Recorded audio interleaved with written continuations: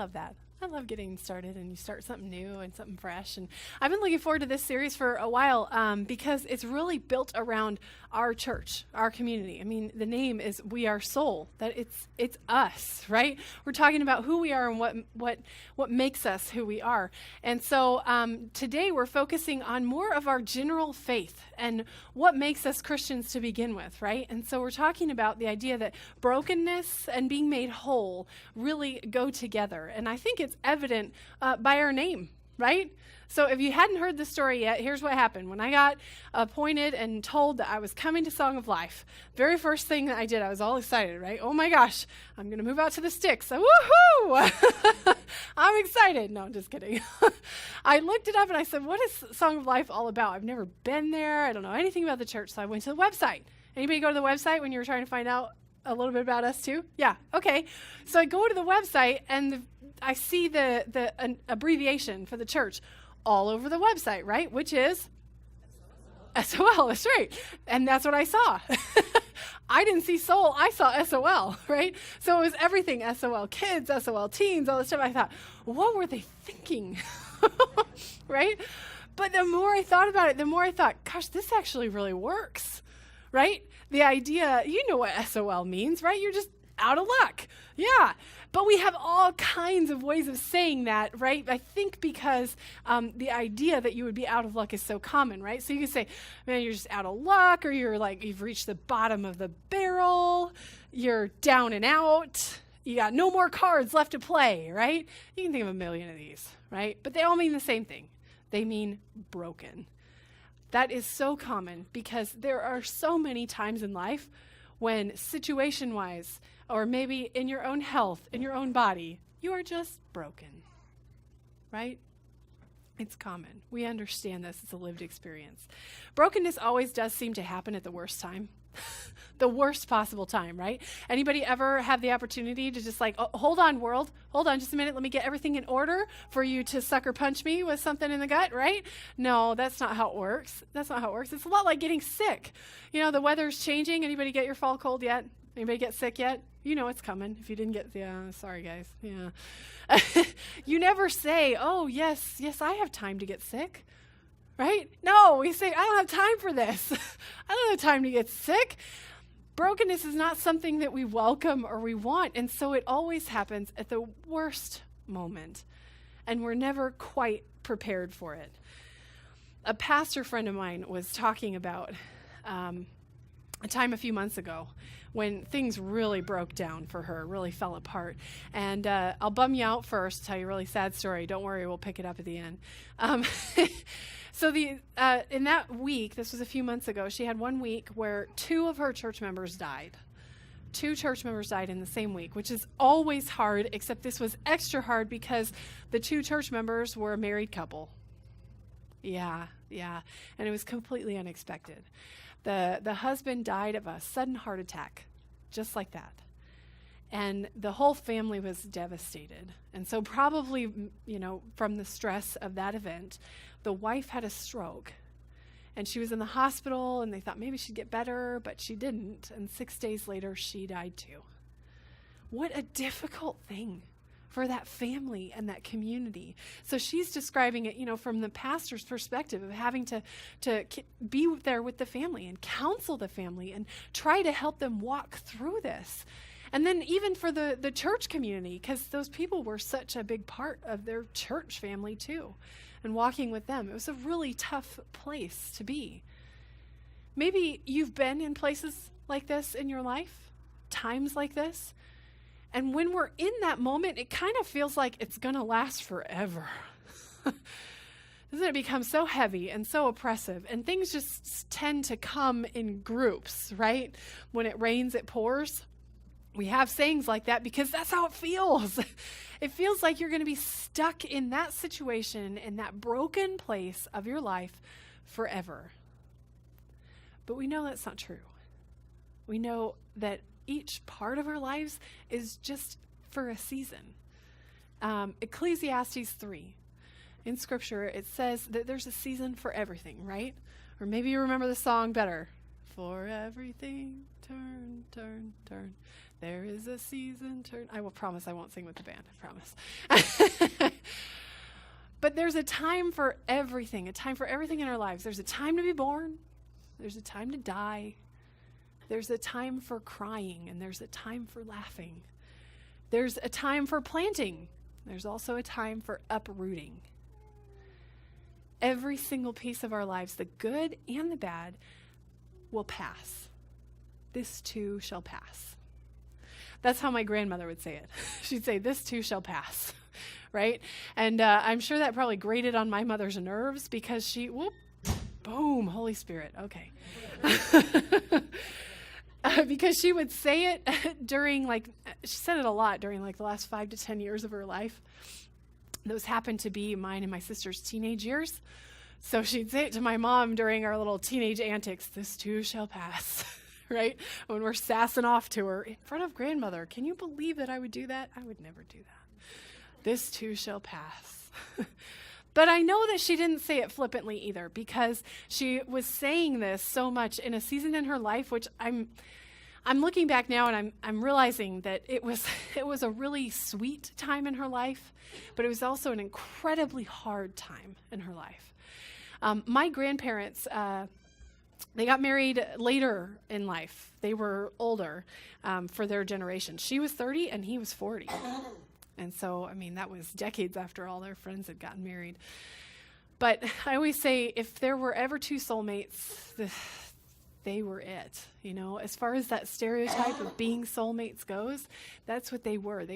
They're each other's best friends. They did everything together. They lived a pretty normal life. They raised 3 kids in the Midwest, and then they actually got to live out that dream of traveling the world together. And so after they retired, they went, just everywhere. When I say everywhere, I mean everywhere. I have a jar full of money that sits on the top of my kitchen cabinets at my house. We display it proudly because it's full of different currencies from every single country that they visited, that Grandma and Grandpa went to. So you get in the picture of what things were like for them. Well, then it got pretty hard towards the end of my grandfather's life. Maybe you know how this goes because he had Alzheimer's, and that changes everything. It got to a point where she couldn't take care of him, and all the kids were trying to help out, and we just couldn't give him what he needed, and so he had to move to a care home. And that became really, really difficult because Grandma didn't drive, never drove. But I'm telling you, that woman got up every amount of courage I think she probably had in her body, and she braved driving her little golf cart. We got her golf cart, and she would drive her golf cart to the edge of her community, and then she would get out and she would walk the almost mile from the edge of her community to the care center where my grandfather was. And she'd stay there all day with him, and then she'd come home at night. And she'd do that every day, 6 days a week. She did not go to church the 7th day. She actually went grocery shopping. She'd ride the bus to the grocery store. She spent every moment that she possibly could with my grandfather. And I know that a lot of those days were probably really good, and they would talk and they'd remember and they'd maybe play a game of backgammon. That was their favorite game to play together. But I also know that a lot of those days were really hard, especially for her, because they sat in silence a lot. Either because he couldn't talk or because he wouldn't, because he didn't know who she was. She said that phrase, this too shall pass, during the most special last moments that she would have with Grandpa, and also during some of the hardest moments they would have together. When we say that broken doesn't stay broken, we're not saying it flippantly. We say it because we've walked through some really deep valleys, and we know that Christ makes broken whole again.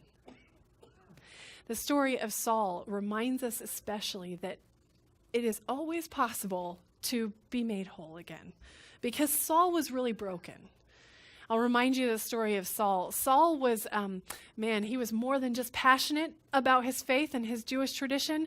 He was a zealot, which means he lived and breathed fighting for the traditions of his community, protecting them in his mind. But there was this new thing going around, people following what they called the way, right? This new thing that Jesus came and talked about doing Judaism differently, messing with tradition, messing with their way of life. And Saul was afraid. And so he wanted to protect that. Saul was one of the people who was at the stoning of Stephen, one of these people who are a part of the persecuted church, who died for following in the way, for listening to Jesus Christ.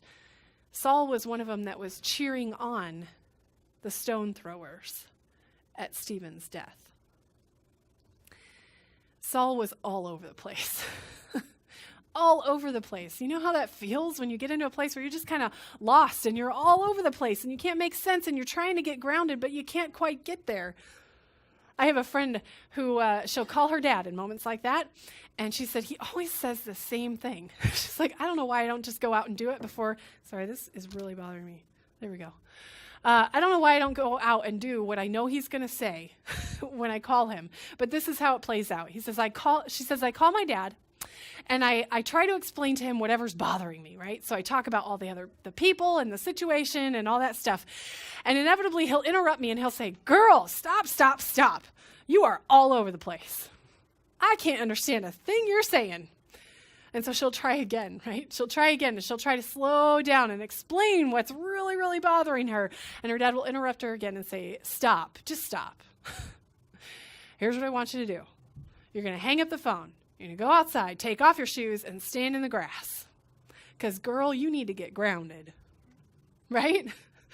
He says, lay down in the grass if you have to. And then he'll say, you go do that. You call me back in an hour. I said, well, do you do it? And she said, yeah, sometimes I do it right away, but sometimes I wait because I'm just mad he's right. I said, does it work? She said, yeah, it does work.